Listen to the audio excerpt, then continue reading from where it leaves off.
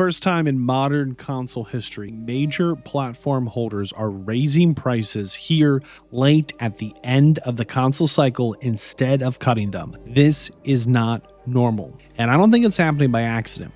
Hi, I'm Vadd, and before we get into this one, a quick note that this video is one of those you can listen more than watch. I've got footage running from games I've covered more in depth elsewhere, and here right now the focus is on the discussion, not the visuals. So please do not worry about missing some big on-screen moment in animation. Throw this on, listen up, and enjoy. The increase in console prices isn't an extinction event, but it is tied directly to Grand Theft Auto 6. The normal pattern is easy to understand. A console launches at an expensive price. Early adopters pay the premium. Later on, the prices start to come down. This is when companies are pushing harder for that mass adoption. They want to pull in all the holdouts, clear out their inventory, and make the box easier to justify. This has been the standard play for decades. This time, for the first time in history, it looks different because at the end of the cycle, prices are going up. And I don't think this is a late cycle price increase because of broad industry pain. I think the bigger story here is that platform holders know that for what might be the last time ever, a truly system selling event is coming. And they believe they can hold pricing because Grand Theft Auto 6 will do the heavy lifting. They're not just going to cash in once, they'll cash in twice. I got it. There is a wider market pressure here. It doesn't mean nothing. However, the truth is not inflation. It is not rising component cost. It's not supply chain pressure.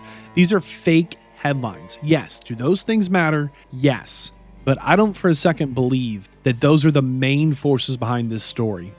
Again, normally in a late cycle console, there is a fight harder for attention. This is when price cuts are made. You're trying to pull in those holdouts.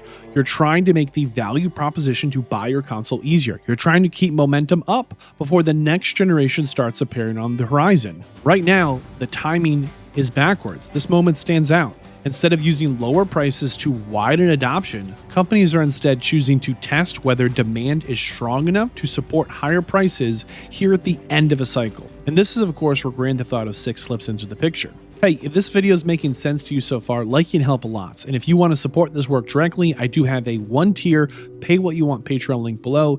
It helps me keep making videos like this and stay independent. Thanks. The facts are GTA 6 is not a normal game release. It is the only entertainment product on the planet in the pipeline that will move hardware. It's going to create urgency. It's going to drag people back into the market. It will get the broader casual player base to suddenly care again. Grand Theft Auto 6 will get people who skipped this generation to finally open up their wallets. This is the kind of release that is actually giving the platforms real leverage, and they know it. The second you know one product is going to be powerful enough to move hardware at scale, the normal rules change. You no longer need to stimulate demand with discounts because the demand is already coming, and this is a key difference. Again, you don't need to stimulate demand because the demand is already coming. When people say, hey, I'm hearing you, hey, this late cycle price increase is because of broad industry problems. It's the AI shortage, it's the tariffs, it's the supply chain, it's the Strait of this, the shipping lane of that. I think all of that's a smokescreen to the real question. The bigger question here is, why would you cut prices now if the biggest software event in the market is still ahead of you? And the obvious answer is you don't. Facts are, if the broader industry pressure was the dominant cause, the behavior would look different. Let's start with Nintendo. Nintendo has spent years building their console market around older, more mature hardware. This is not an accident. This is part of their business model. Nintendo usually avoids the cutting-edge technology. Instead, they prioritized cost control, margins, power efficiency, and a very low technical risk. Nintendo is usually the least exposed to any kind of disruption that people want to point to when they talk about component chaos or the cost of cutting-edge silicon. Let's look at Sony and Microsoft. These are not tiny hardware startups getting pushed around by the market. These are absolute juggernauts, platforms with supply chain experience, real buying power, long-term vendor relationships.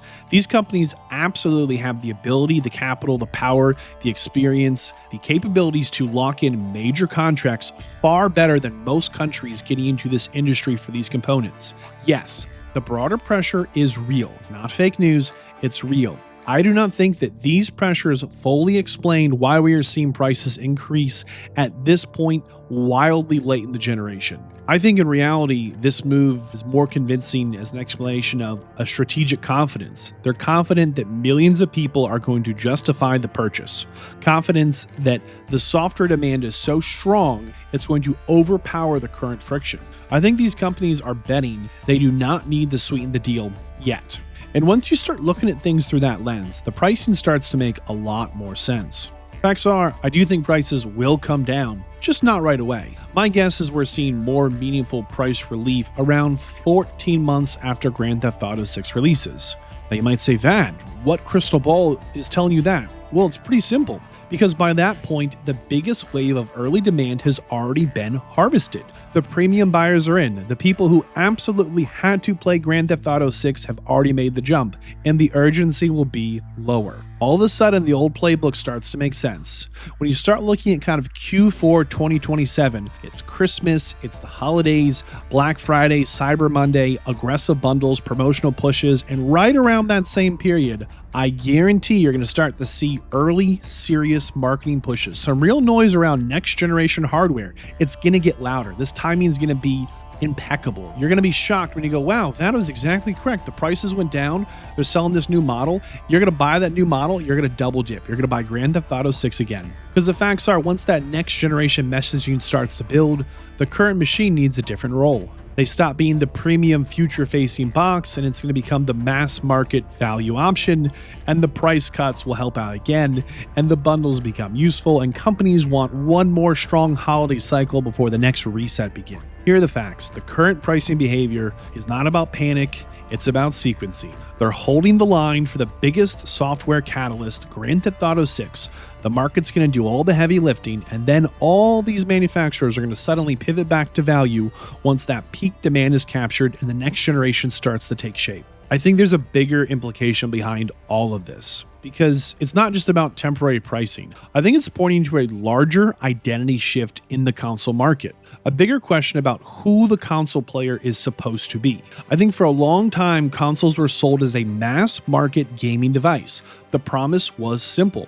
Buy the box, plug it in, and you're there. It was, air quotes, easier than a PC, air quotes, cheaper than a high-end PC, more standardized, more accessible. But I think pricing is starting to test that identity. I think the gaming industry is moving towards a big split. We're going to see a luxury model, we're going to see an entry model. That's the direction I'm going to start the bet on. You're going to have one machine designed to push the high end, better visuals, better performance, more storage, premium materials, and a bigger sticker shock. I think it's going to be a machine that feels closer to the logic of a high-end phone for, those GPU enthusiasts.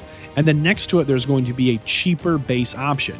I don't mean cheap in an old sense, but cheap relative to this new premium model. I think there's going to be a version meant to protect access to the ecosystem. I'm going to say that again. It's very important to listen there. A version meant to protect access to the ecosystem. A version for price-sensitive buyers. A version that keeps the funnel open while the high-end boxes are chasing margins.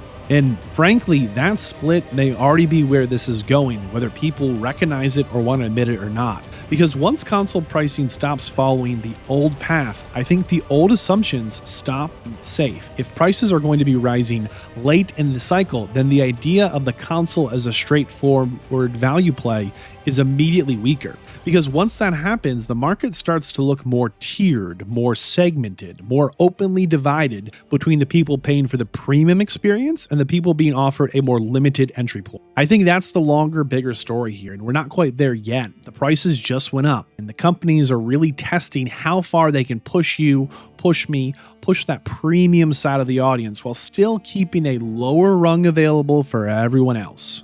Ultimately, I do not think these late cycle price increases are chiefly explained by broad industry difficulty. Yes, those pressures are real, but they're secondary. The dominant force is a strategic confidence, a confidence that Grand Theft Auto 6 is powerful enough to carry hardware demand without any discounts. This is a confidence that people will tolerate worse value because the software event is big enough. This is a confidence that the price cuts can be saved for later once the biggest wave of demand has truly been captured. And then after that window passes, we're going to see that double and triple dip. You're going to start seeing the return of discounts, bundles, titles and a more familiar late cycle push right before Q4 2027. Just as that next generation marketing starts to warm up, so you buy it again and then you buy it on PC. And beyond that, I think this may be part of an even bigger transition towards that 2-track console market. One premium, one entry level. One absolutely pushing hardware limits and price ceilings. One trying to keep the idea of consoles accessible and alive, because the way these companies price hardware tells you a lot about what kind of customer they think they serve. Right now, they're telling us something pretty clearly. They believe that enough people will pay more. And with Grand Theft Auto 6 on the horizon, we're going to find out if they're right. This shift is going to matter a lot longer than just one price increase in recent past. This is going to be a bigger pattern across the industry. If you want to see where this logic goes, when a company stops trying to just sell you a game and starts building a system around attention, spending, and retention, right here, right now, click on my Fortnite video next, because Fortnite was never really competing with the video games industry. I'm Vadd. I'll see you there. Thanks for watching.